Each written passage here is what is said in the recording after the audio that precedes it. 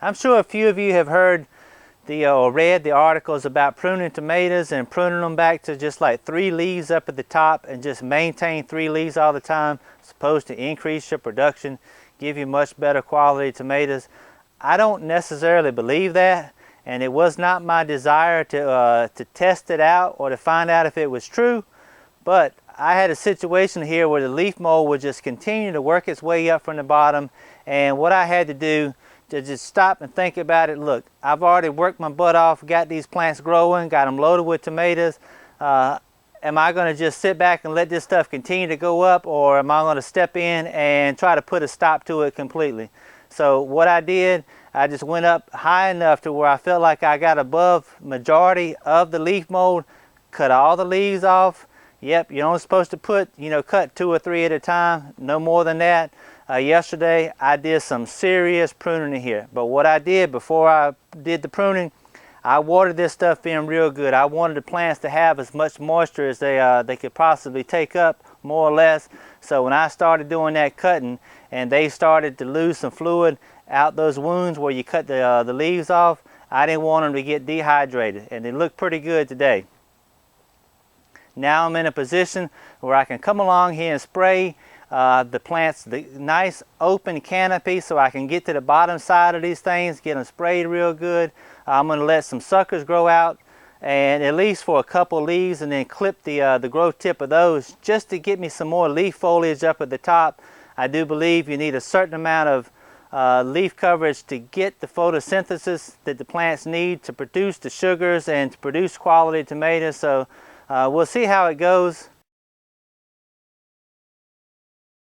Well, it's been about 2.5, 3 weeks now since I did this extreme pruning, serious hair cutting job out here, and I have to say it was a brilliant idea.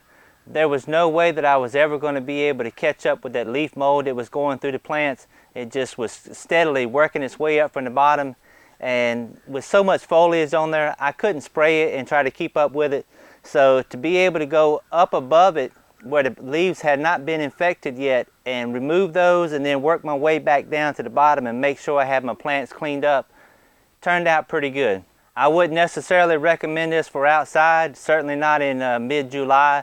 Sun scald would be a serious problem, but this is why when you look at plants that are grown in greenhouses, the greenhouse production, this is why you don't see a lot of leaves down at the bottom.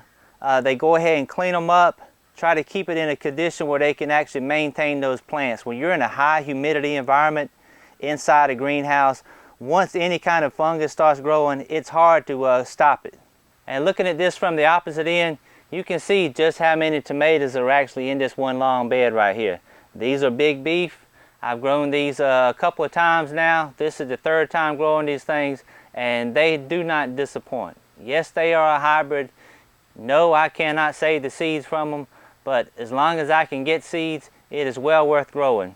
I was asked about the situation with them being a hybrid. It's my understanding that Tomato Fest actually has an OP version of this. I have purchased it. I do plan to try it first part of the year. I'm going to put the OP version side by side with the hybrid, and we'll just see how they do.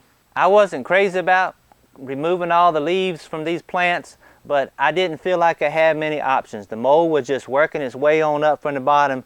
I couldn't slow it down, and I wasn't going to just go down without a fight, so to speak. So I decided to just go up above it and just cut everything down below and let the chips fall where they may. At least I was doing something as opposed to just sitting back and letting the fungus have its way with these tomatoes. So anytime you got a situation going on with some plants and you just don't know what to do, doing something is a lot better than doing nothing. Go ahead and at least try it, make an attempt. If it works out, you know what to do next time. If it doesn't work out, you know what not to do next time. So y'all take care, and Lord willing, I'll see you next time.